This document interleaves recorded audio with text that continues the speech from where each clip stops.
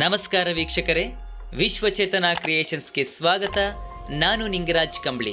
ಸ್ನೇಹಿತರೆ, 2024ರ ಲೋಕಸಭಾ ಚುನಾವಣೆ ಭರ್ಜರಿಯಾದ ರಂಗನ್ನು ಪಡೆದುಕೊಳ್ತಾ ಇದೆ.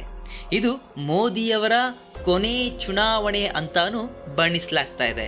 ಕಳೆದ ಒಂದು ದಶಕದಿಂದ 10 ವರ್ಷಗಳ ಕಾಲ ಉತ್ತಮ ಆಡಳಿತವನ್ನು ಕೊಟ್ಟ NDA ಅಥವಾ ಮೋದಿ ನೇತೃತ್ವದ BJP ಸರ್ಕಾರ ಈ ಬಾರಿಯೂ ಕೂಡ ಮತ್ತೊಮ್ಮೆ ತಾನೇ ಅಧಿಕಾರಕ್ಕೆ ಬರ್ತೀನಿ, ಅದು ಕೂಡ ಕಳೆದ 2 ಚುನಾವಣೆಗಳಿಗಿಂತ ಹೆಚ್ಚಿನ ಸ್ಥಾನಗಳನ್ನು ಪಡೆದುಕೊಂಡು ಮತ್ತೊಮ್ಮೆ ಪ್ರಧಾನಿ ಸ್ಥಾನವನ್ನು ಅಲಂಕರಿಸ್ತೇನೆ ಅಂತೇಳಿ ಸ್ವತಃ ಮೋದಿ ಅವರೇ ಈ ಒಂದು ಹೇಳಿಕೆಯನ್ನು ಕೊಟ್ಟಿದ್ದಾರೆ.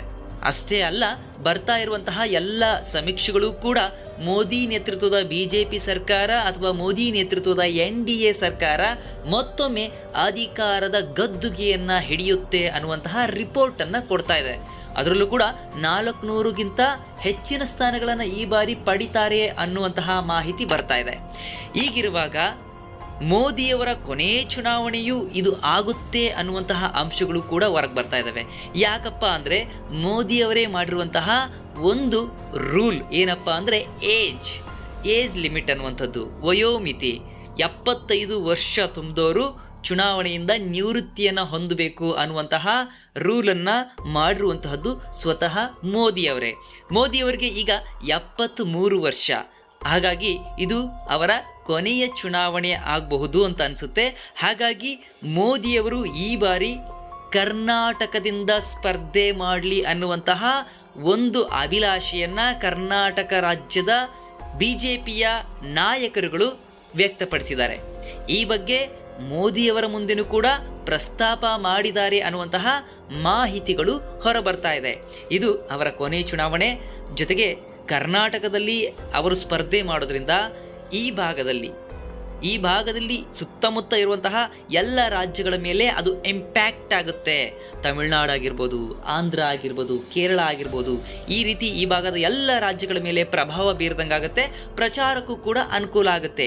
ಕರ್ನಾಟಕದಿಂದ ಅವರು ಸ್ಪರ್ಧೆ ಮಾಡಿದರೆ ಆಟೋಮೆಟಿಕ್ ಆಗಿ ಎಲ್ಲ ಕಡೆನೂ ಈ ದಕ್ಷಿಣ ಭಾಗದಲ್ಲಿ ಪ್ರಚಾರ ಆಗುತ್ತೆ ಅನ್ನುವಂತಹ ಒಂದು ಯೋಜನೆಯನ್ನು ಇಟ್ಕೊಂಡು ನಮ್ಮ ರಾಜ್ಯದ BJP ನಾಯಕರುಗಳು ಮೋದಿಯವರು ಈ ಬಾರಿ ಕರ್ನಾಟಕದಿಂದ ಸ್ಪರ್ಧೆ ಮಾಡಲಿ ಅನ್ನುವಂತಹ ಆಹ್ವಾನವನ್ನು ಮುಂದಿಟ್ಟಿದ್ದಾರೆ ಅನ್ನುವಂತಹ ಮಾಹಿತಿ ಬರ್ತಾ ಇದೆ.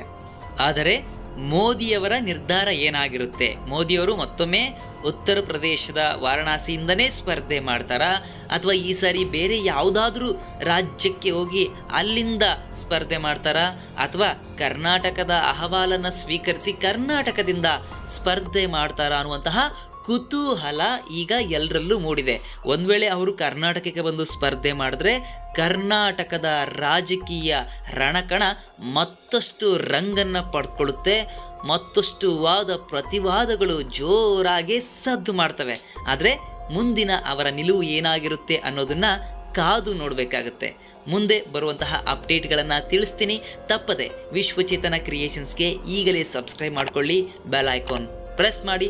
ಮತ್ತೆ ಮುಂದಿನ ವಿಡಿಯೋದಲ್ಲಿ ಸಿಗೋಣ ಸ್ನೇಹಿತರೆ. ಅಲ್ಲಿಯವರೆಗೂ ಜೈ ಭುವನೇಶ್ವರಿ.